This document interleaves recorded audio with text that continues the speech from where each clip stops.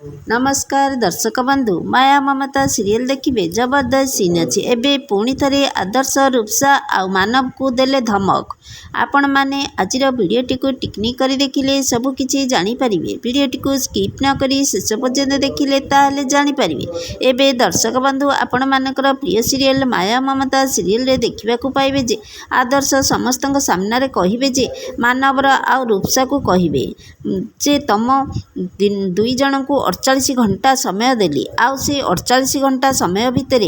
मानव संगे संगे रूपसा तमें भी निज जिनिसपत्र पैक करी चुपचाप ए घर छाड़ी चली जाओ नहले तुम दुई जन को गला धक्का दे घर बाहर करदेवी। एबे दर्शक बंधु माया ममता सीरियल रे आदर्शंकर कथा शुणी आज प्रमुख देखि कमेंट माध्यम रे जणाई दियंतु। आज संध्या 7टारे देखंतु माया और ममता एबे केवल सिद्धार्थ टीवी रे।